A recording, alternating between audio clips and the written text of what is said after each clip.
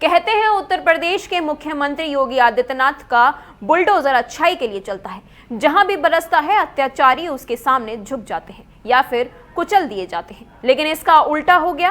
आगरा में थाना मलपुरा क्षेत्र के गांव कोटवाली गांव में वर्तमान प्रधान की दबंगई सामने आई है। हद तो तब हो गई जब प्रधान ने वाल्मीकि समाज के आशियाने के ऊपर बाबा का बुलडोजर चलवा दिया। तीनों घरों के पीड़ित परिवार रोते रहे, बिलखते रहे, रहम की भीख मांगते रहे, लेकिन दबंग लोग यहीं तक नहीं रुके। दबंग के साथियों ने जाति सूचक भद्दी भद्दी गालियां भी दी और गांव में किसी ने उन्हें नहीं रोका। वाल्मीकि समाज के लोगों ने थाना मलपुरा पुलिस की शरण में ली। ताजनगरी आगरा में थाना मलपुरा क्षेत्र के गांव कुड़ावली में वाल्मीकि समाज के सतीश पुत्र रमेश अपनी पुश्तैनी जमीन पर झोपड़ी व टीन शेड लगाकर रह रहे थे। आरोप है कि वर्तमान प्रधान कृष्णकांत उर्फ के चाहर ने जेसीबी से झोपड़ी व टीन सेट को तुड़वा दिया और साथ में खड़े उनके साथी छितर सिंह पुत्र चौप सिंह ने भद्दी भद्दी गालियां दी और जाति सूचक शब्दों का प्रयोग करते हुए जान से मारने की धमकी दी।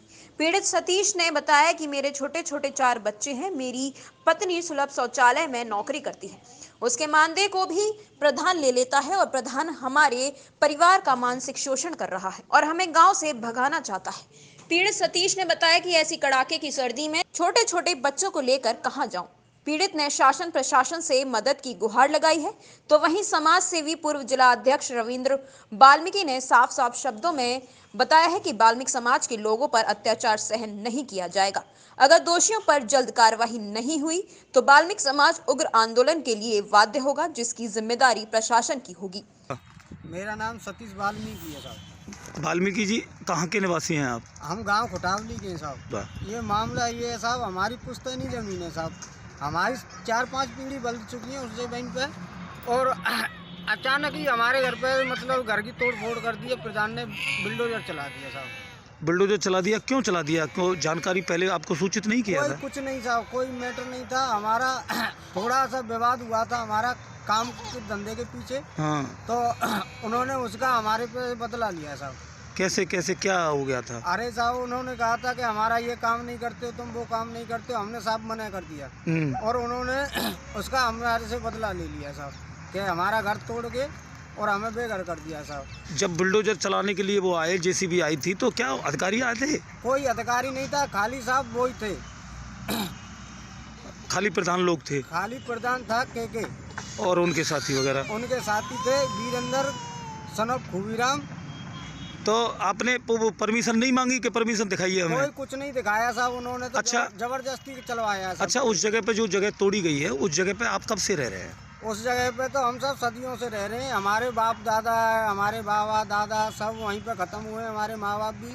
अब हम 3 भाई हैं, तीनों भाइयों को हमें घर से बेघर किया जा रहा है साहब। तो क्या कैसे टाइप के लोग हैं वो जो जिन्होंने? वो साहब बहुत दबंग आदमी है और गांव में उन्हीं की चलती है और कोई गांव का कोई बोलता नहीं है साहब। तो हमारा क्या आपने मिन्नत वगैरह नहीं की थी उनसे? पूरे गांव से की थी, उनसे भी की थी साहब, हमारी किसी ने नहीं सुनी साहब।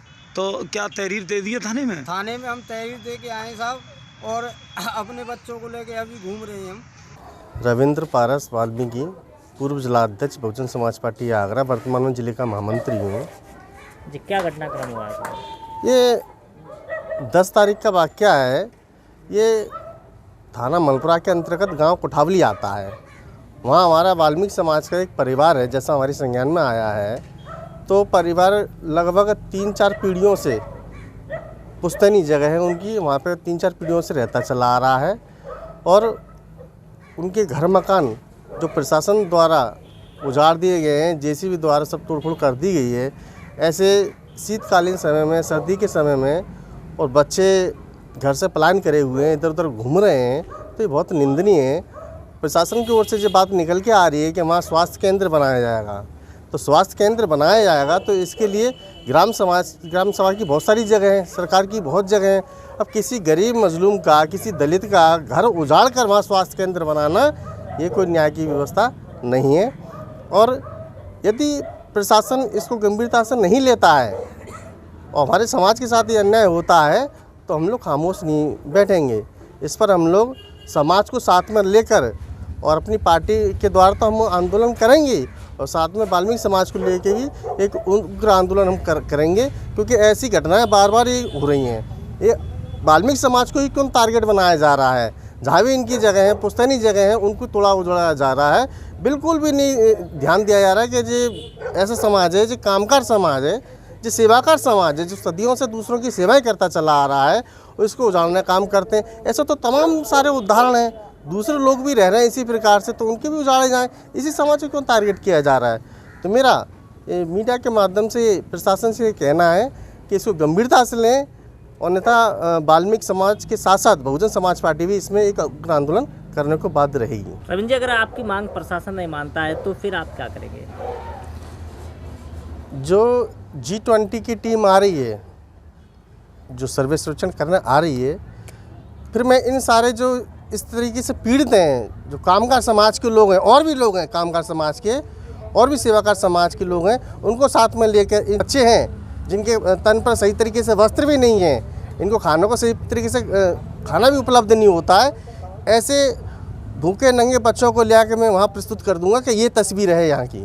तो वहीं थाना मलपुरा प्रभारी तेजवीर सिंह ने बताया कि कुठावाली गांव में वाल्मीकि समाज के घरों के लोगों की झोपड़ी और टीन शेड तोड़ने का मामला सामने आया है। पीड़ित परिवार ने तहरीर दे दी है, जांच करके पता चलेगा सही क्या है, जो भी दोषी होगा उस पर विधिक कार्यवाही की जाएगी। प्रातः दर्पण न्यूज के लिए मलपुरा से कन्हैया लाल दुबे की रिपोर्ट।